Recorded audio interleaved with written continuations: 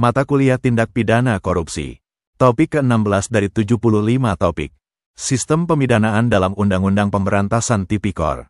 Bagian ketiga. Pidana tambahan. Pada dasarnya, pidana tambahan bersifat sebagai tambahan dari pidana pokok. Jadi tidak dapat berdiri sendiri, kecuali dalam hal-hal tertentu, misal dalam perampasan barang tertentu. Pidana tambahan bersifat fakultatif, artinya boleh dijatuhkan, boleh juga tidak dijatuhkan. Tetapi ada juga pidana tambahan yang bersifat imperatif, harus dijatuhkan, misalnya sebagaimana terdapat dalam pasal 250 bis, 261, dan 275 KUHP. Dalam sistem pemidanaan KUHP, pidana tambahan tidak bisa dijatuhkan tanpa penjatuhan pidana pokok. Hal ini berarti pidana tambahan tidak bisa dijatuhkan secara mandiri. Pidana tambahan menurut pasal 10 KUHP berupa pencabutan hak-hak tertentu, perampasan barang-barang tertentu, pengumuman putusan hakim. Pencabutan hak. Hak-hak terpidana yang dapat dicabut sebagai pidana tambahan adalah a. Hak memegang jabatan umum atau jabatan tertentu. b. Hak memasuki angkatan bersenjata. c. Hak memilih dan dipilih dalam pemilihan umum. d. Hak menjadi penasehat atau pengurus menurut hukum. Hak menjadi wali, wali pengawas, pengampu atau pengampu pengawas atas orang yang bukan anak sendiri. e. Hak menjalankan kekuasaan sebagai bapak, menjalankan perwalian, atau pengampuan atas anak sendiri. F. Hak menjalankan pencaharian. Dalam hal pencabutan hak, hakim menentukan lamanya pencabutan hak sebagai berikut. A. Jika terpidana dijatuhi pidana mati atau penjara seumur hidup, maka lamanya pencabutan hak adalah seumur hidup. B. Dalam hal terpidana dijatuhi pidana penjara dalam waktu tertentu atau pidana kurungan, lamanya pencabutan paling sedikit 2 tahun dan paling banyak 5 tahun lebih lama dari pidana pokoknya. C. Dalam hal terpidana dijatuhi pidana denda, lamanya pencabutan paling sedikit 2 tahun dan paling banyak 5 tahun. Perampasan barang. Perampasan barang menurut KUHP ditujukan terhadap 2 jenis barang, yaitu pertama, terhadap barang-barang hasil kejahatan, dan kedua, barang yang digunakan untuk melakukan kejahatan. Dalam hal ini, berlaku ketentuan umum bahwa barang-barang yang dirampas harus milik terpidana, terkecuali sebagaimana diatur dalam pasal 250 bis KUHP. Pengumuman putusan hakim. Menurut pasal 43 KUHP, ditegaskan bahwa apabila hakim memerintahkan supaya putusan diumumkan berdasarkan aturan-aturan umum, maka harus ditetapkan pula bagaimana cara melaksanakan perintah itu, atas biaya terpidana. Pidana tambahan berupa pengumuman putusan hakim dapat menjadi penderitaan yang serius apabila dilihat dari sudut pandang terpidana. Hal ini dikarenakan pidana jenis ini langsung berkaitan dengan nama baik dan martabat seseorang. Undang-Undang Tipikor memberikan ancaman pidana berupa pidana mati, penjara, dan denda. Dalam pasal 10 KUHP, tidak ada pidana kurungan bagi pelaku tindak pidana korupsi. Perumusan sanksi pidana dalam Undang-Undang Tipikor menganut ancaman minimal khusus. Hal ini berarti, ketentuan umum pidana penjara dan denda sebagaimana diatur dalam KUHP tidak berlaku. Pengaturan pidana minimal khusus dalam sebuah undang-undang khusus bisa menimbulkan suatu permasalahan yuridis. Berbeda dengan Undang-Undang Nomor 3 Tahun 1971, di dalam Undang-Undang Nomor 31 Tahun 1999, sebagaimana diubah dengan Undang-Undang Nomor 20 Tahun 2001, ada ancaman pidana minimal khusus di dalam perumusan deliknya. Sayangnya, pencantuman minimal khusus dalam Undang-Undang Tipikor tidak disertai dengan ketentuan khusus untuk menerapkan atau menjatuhkan pidana minimal khusus itu.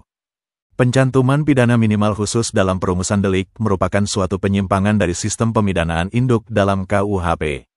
Penyimpangan ini dapat dibenarkan, namun seharusnya disertai dengan aturan penerapannya secara khusus, karena pertama, suatu ancaman pidana tidak dapat begitu saja diterapkan atau dioperasionalkan hanya dengan dicantumkan dalam perumusan delik. Pencantuman, ancaman pidana, hanya merupakan subsistem dari keseluruhan sistem pemidanaan. Kedua, untuk dapat diterapkan, harus ada aturan pemidanaan, straftoemetinslrel-nya terlebih dahulu. Selain straf modus, Undang-Undang Tipikor juga menambahkan jenis pidana tambahan selain pidana tambahan yang diatur dalam KUHP. Pidana tambahan dalam Undang-Undang Tipikor yaitu a. Perampasan barang bergerak yang berwujud atau yang tidak berwujud atau barang tidak bergerak yang digunakan untuk atau yang diperoleh dari tindak pidana korupsi, termasuk perusahaan milik terpidana di mana tindak pidana korupsi dilakukan, begitu pula dari barang yang menggantikan barang-barang tersebut. B. Pembayaran uang pengganti yang jumlahnya sebanyak-banyaknya sama dengan harta benda yang diperoleh dari tindak pidana korupsi. C. Penutupan seluruh atau sebagian perusahaan untuk waktu paling lama 1 tahun. D. Pencabutan seluruh atau sebagian hak-hak tertentu atau penghapusan seluruh atau sebagian keuntungan tertentu yang telah atau dapat diberikan oleh pemerintah kepada terpidana. Jika terpidana tidak membayar uang pengganti dalam waktu paling lama dalam waktu 1 bulan sesudah putusan pengadilan yang telah memperoleh kekuatan hukum tetap, maka harta bendanya dapat disita oleh jaksa dan dilelang untuk menutupi uang pengganti tersebut. Apabila terpidana tidak mempunyai harta benda yang mencukupi untuk membayar uang pengganti, maka dipidana dengan pidana penjara, yang lamanya tidak melebihi ancaman maksimum dari pidana pokoknya sesuai dengan ketentuan dalam undang-undang ini dan lamanya pidana tersebut sudah ditentukan dalam putusan pengadilan. Undang-Undang Tipikor juga mengatur ketentuan tentang subjek hukum korporasi. Dengan diaturnya korporasi sebagai subjek hukum pidana dalam Undang-Undang Tipikor, maka ada beberapa ketentuan yang disesuaikan dengan karakteristik korporasi. Sebagai contoh, Undang-Undang Tipikor menyatakan bahwa pidana pokok yang dapat dijatuhkan kepada korporasi adalah pidana denda, dengan ketentuan ancaman maksimal denda ditambah 1/3. Secara tersirat, ketentuan tersebut menunjukkan bahwa pidana mati, penjara, dan kurungan tidak bisa dijatuhkan kepada korporasi.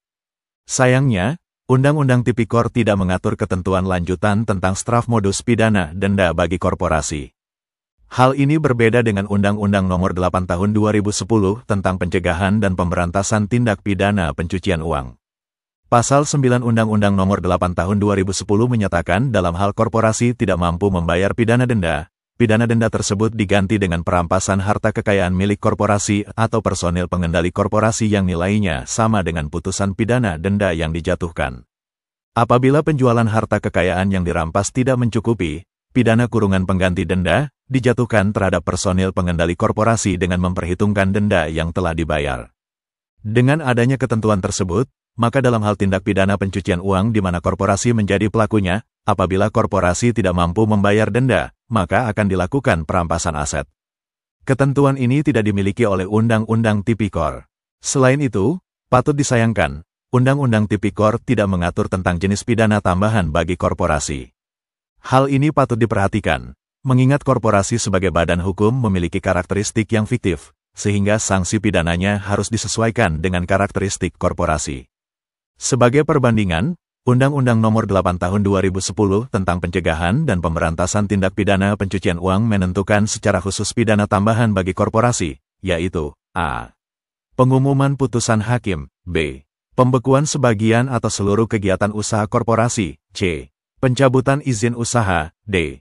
Pembubaran dan atau pelarangan korporasi, E. Perampasan aset korporasi untuk negara, dan atau F. Pengambil alihan korporasi oleh negara. Itulah materi topik ke-16 mata kuliah tindak pidana korupsi. Channel ini bermanfaat khususnya bagi mahasiswa Indonesia, atau yang ingin menambah wawasan. Video tutorial dituturkan dan disubtitelkan agar dapat ditonton, dibaca sambil didengarkan. Untuk pemahaman yang lebih baik, putar dan dengarkan video ini berulang-ulang. Subscribe dan like, agar Anda mendapatkan update tutorial lainnya. Bagikan juga link video ini, agar teman lain juga mendapatkan manfaat channel ini. Terima kasih. Sampai jumpa.